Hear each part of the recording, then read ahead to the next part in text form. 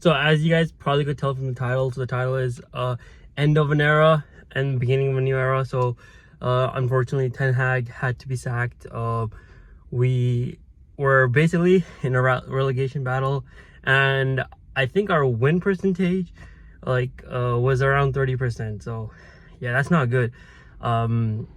That's signs for like any manager to be sacked. So yes, ultimately it was the correct decision from Ineos, and but I would like to point out that I still think that Ineos did the right thing by actually keeping him in the summer. They could have easily sacked him, but I think it was important to give him time because he did win us two trophies, and we deserve to see what he could do with proper backing. Unfortunately, it didn't pan out to anything, and we literally saw a horror show this season. So I can't really complain with the stacking of Ten Hag. But I'm really excited that we got Ruben Amorim to replace him. And in terms of young coaches in Europe, I would say it's Ruben Amorim,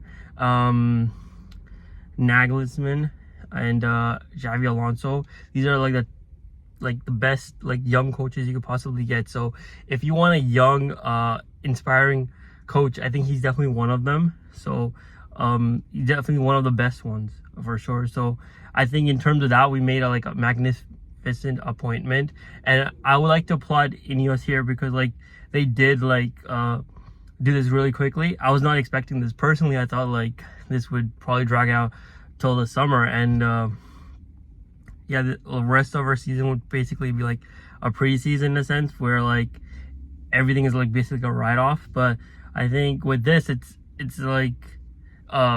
I'm pretty impressed that they did this really quickly. So now it gives Ruben Amorim time to work with the squad. Maybe he could even win one or two trophies still. So it's certainly not, the season's certainly not over. So it's actually a really good thing that Ineos have done here. So, and I'm someone that's not a huge fan of Ineos. So you could tell how, if I'm saying they've done a good job, I think they've actually done a good job here. So in terms of his formation, again, he played a 3-4-3/3-4-2-1, but the way he plays it, his system is actually very entertaining. Sometimes the wing backs basically are extra wingers.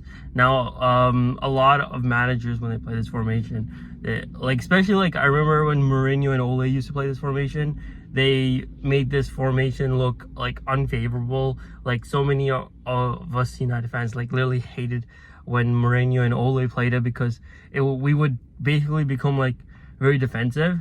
But with Ruben Amorim, when he plays this, especially with Sporting, they actually do look very attacking and very dangerous with that formation. So I'm excited to see what it will look like at Man United if it is implemented to that extent, which I think with the players we have, and obviously he's gonna get backing in the summer and maybe a little bit in January, who knows. So I think we could actually become a serious team but do I think we're gonna challenge in a year or two? Probably not.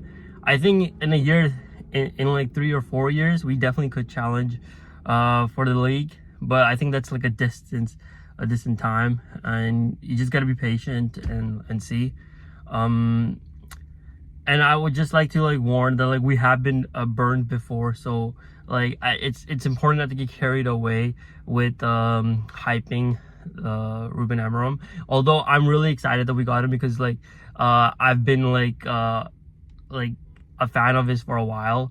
Whenever we used to talk about replacing Ten Hag, he was definitely someone that I used to mention in multiple group chats a lot.